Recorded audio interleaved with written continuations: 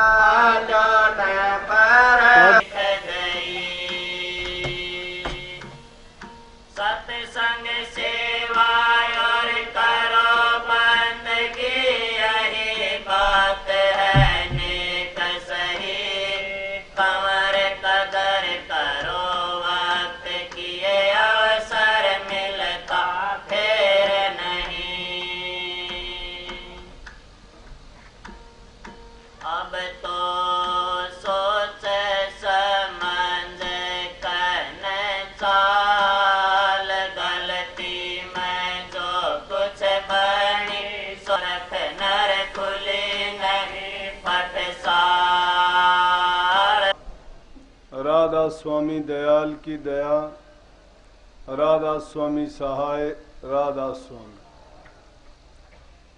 प्यारी साध संगत जियों, भाइयों बहनों, माताओं, बुजुर्गों, नौजवान साथी, बच्चे,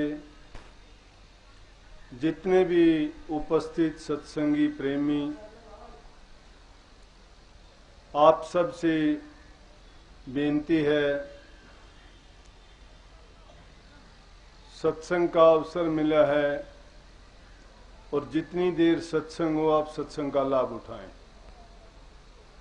शांति से बैठ के अच्छी तरह श्रवण करोगे, ध्यान से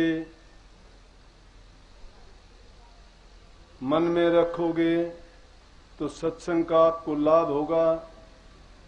अगर आप लापरवाही करोगे, ध्यान नहीं दोगे या वचन को आराम से नहीं सुन पाओगे तो आपका आना ना आना सब व्यर्थ हो जाएगा। आज का बड़ा शुभ दिन है और काफी सालों से इस दादरी आश्रम की पावन भूमि पर हजूर महाराज जी ने इस त्योहार राखी के अवसर पर यहाँ का सत्संग पहले से ही रखा था और उसी टाइम से जब संगत बहुत थोड़ी होती थी, आश्रम की जगह भी ये थोड़ी थी, इसको चलाते गए और चलाते आ रहे हैं। लेकिन स्थान अभाव के कारण आपको अगर कोई परेशानी हो, दिक्कत हो, तो कृपया आप सत्संगी का एक अच्छा परिचय देते हुए तकलीफ को तकलीफ ना मान के उसमें भी सुख की खोज करना, आराम की खोज करना। अब जगह है, ये रबड़ की जगह तो है नहीं कि बढ़ जाएगी। देखते हैं अगर और कहीं जगह बनती है तो इतनी जगह में काम चलता नहीं है, वो आगे की बात है। और सत्संगियों के लिए कभी परेशानी होती भी नहीं है। क्यों नहीं होती है कि सत्संगी को वचन सुनने से और सत्संग का लाभ उठाने से अर्थ है, वो उसका लाभ कहीं भी बैठ के प्राप्त कर सकता है।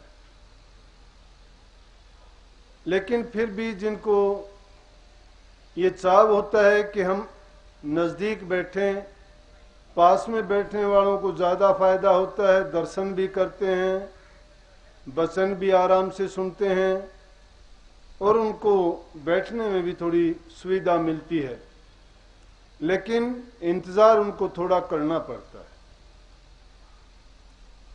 हमारे देश में हमारे त्योहार, हमारी परंपराएं, हमारे रीति रिवाज अपना ही एक अलग महत्व रखते हैं और उनके पीछे कोई ना कोई विशेष बात जरूर होती है।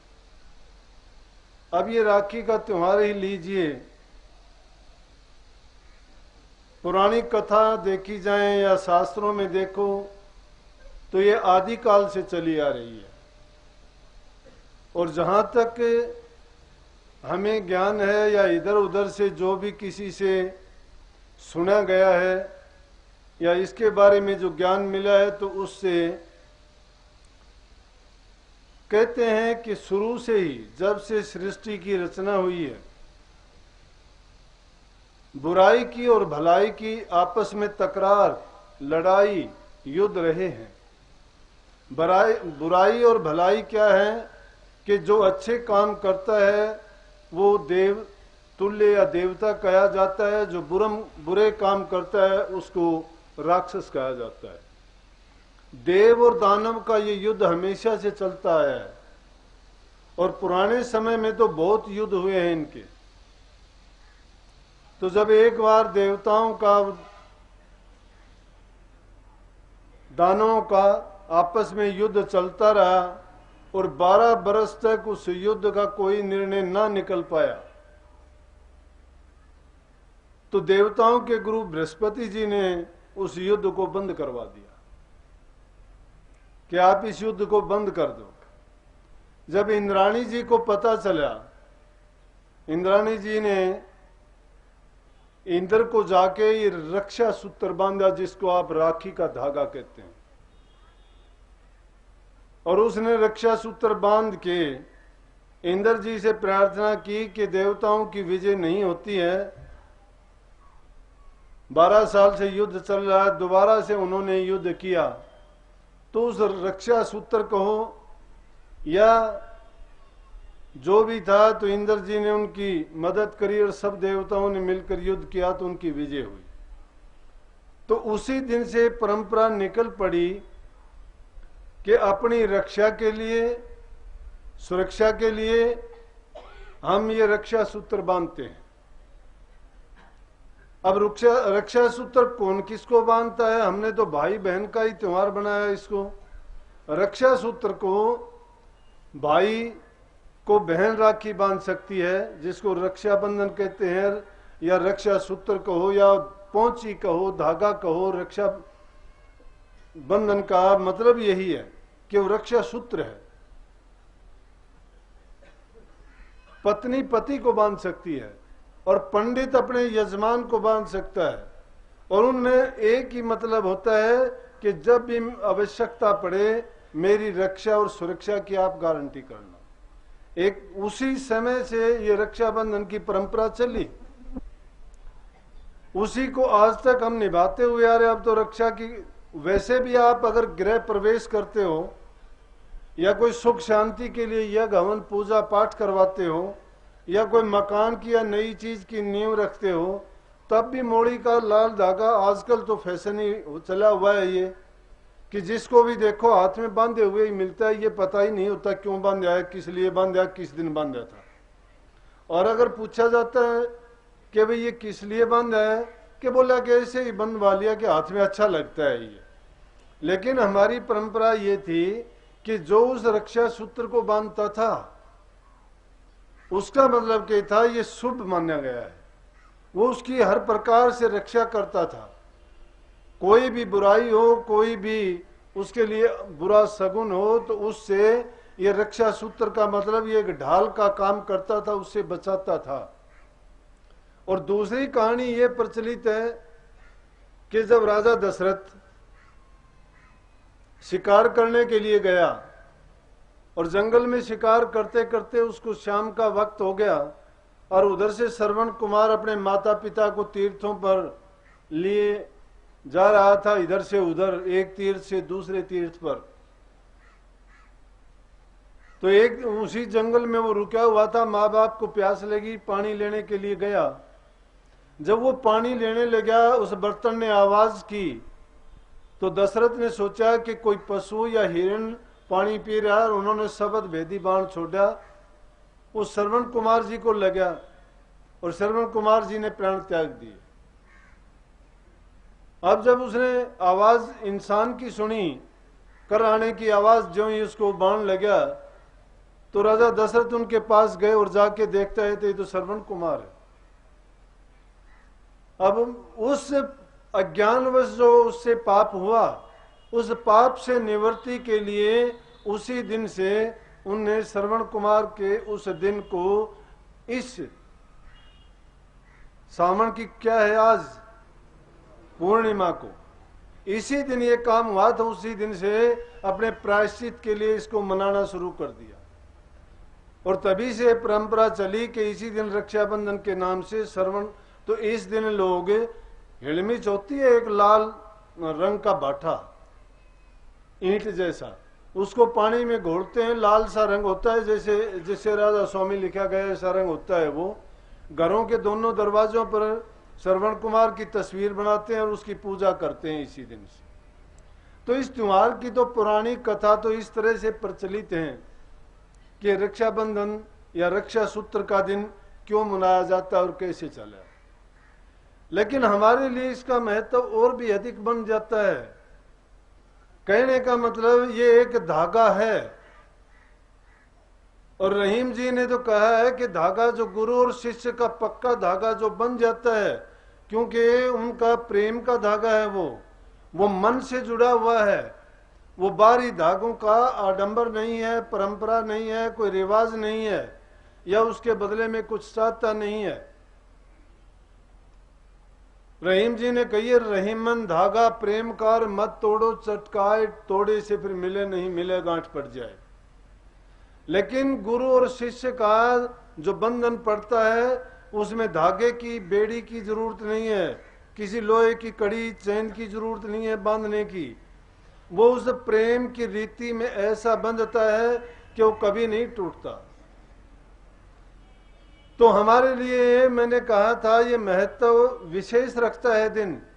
क्यों रखता है कि हमने भी अपनी रक्षा के लिए गुरु से ऐसी याचना और प्रार्थना करके उनसे दीक्षा ली है, और बदले में हमने उनको कहा है, तो गुरु ने हमें जो नाम की दीक्षा का रक्षा सूत्र बांधा है, वो नाम हमारी हर प्रकार की तकलीफ से, बीमारी से, रोग से, आदि दैविक, आदि भौतिक और आध्यात्मिक, तीनों प्रकार के रोगों से रक्षा करने वाला नाम है।